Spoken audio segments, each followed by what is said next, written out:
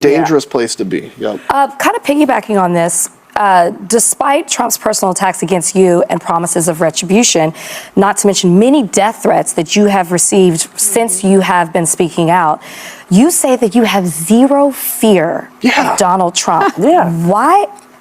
Look, how, I should say. I've been to war, okay? Donald Trump, I'm not trying to just be partisan shots here. He is a small, weak man who is scared to death of people. He's scared to death of strong people. And so for me, I refuse to be intimidated. I didn't break the law. All I did was get answers for the American people.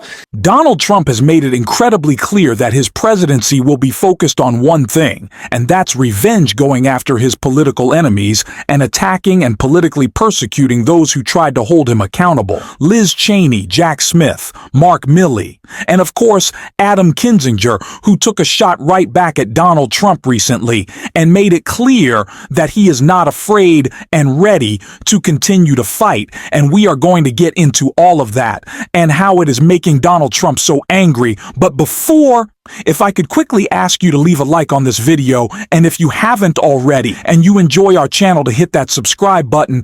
It goes a long way, and it really means the world to me now. Before we get into this incredible takedown that Adam Kinzinger delivered, I want to hear a little bit about how he views the upcoming Trump presidency and how he's pushing back in an interview he did on The View. So Trump recently announced his plans to appoint MAGA loyalist Kash Patel as FBI director. And you have been trolling Kash on social media, calling him, and I want to quote this, crazy eyes and a, quote, straight up psycho. So it's safe to say you're not a fan. Not a big fan, nope. And why is that? So look, this is a guy, he actually started out as a staffer for Devin Nunes on the Intel committee. Oh, the cow guy. Yeah, the cow guy. And Devin Nunes was normal until he wasn't, until all of a sudden he got in Donald Trump's kind of circle, and Kash Patel went basically crazy with this. So he put out a enemies list, a so-called enemies list of members of the deep state, which again is part of that darkness, that division, that thing that's trying to turn us against each other. And he actually, in a recent interview, said on day one he's going to close down the FBI building. Of course he won't, but day one he's going to close it down and make it a monument to the deep state.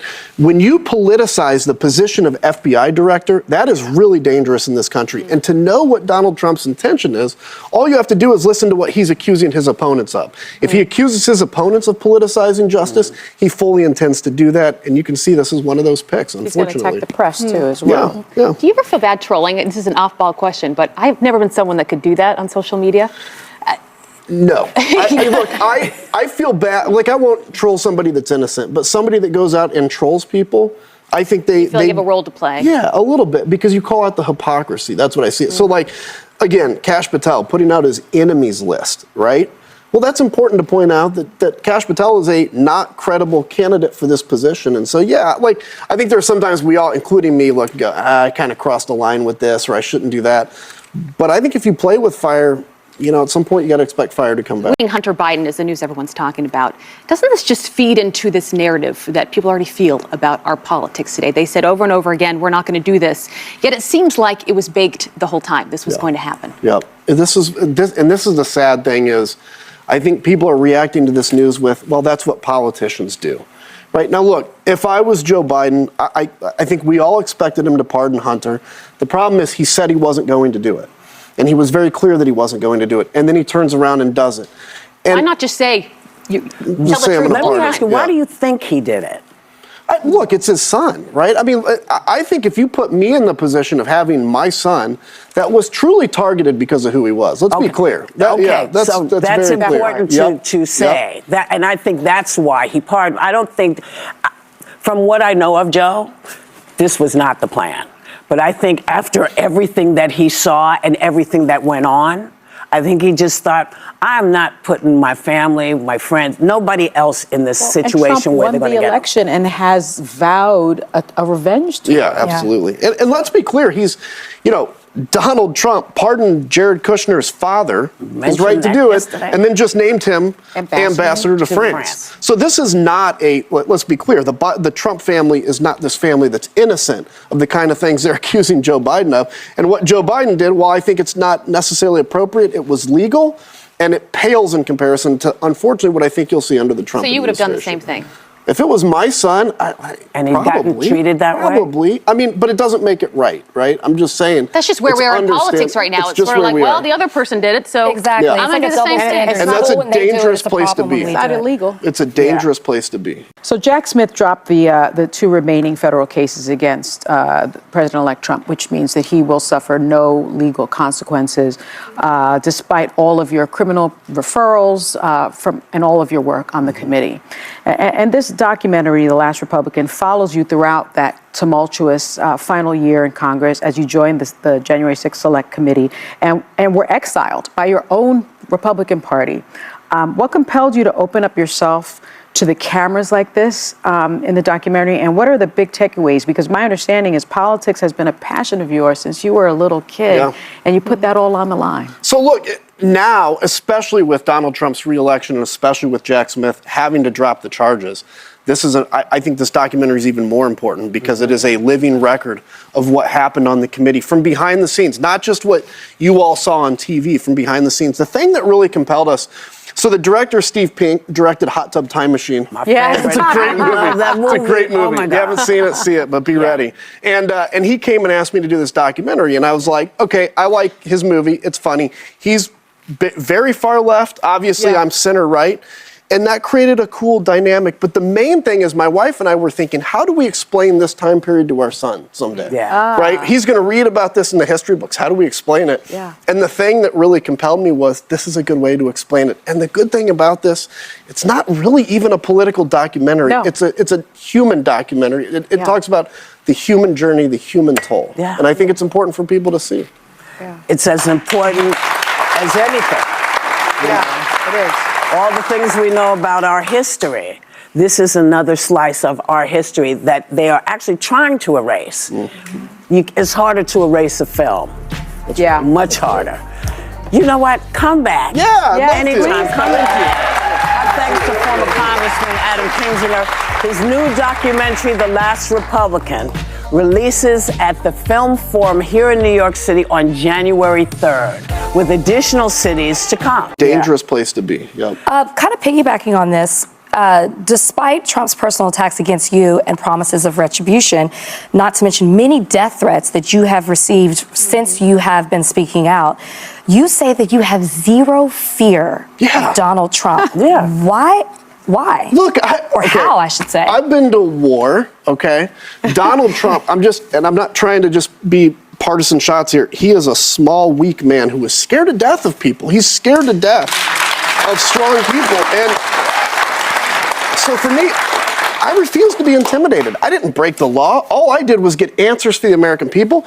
If you want to come after me, you have to make something up. And by the way, if you make something up, I'm going to use that and become twice the pain in your backside that I ever have been if you're going to come after me for no reason. And the American people won't stand for it.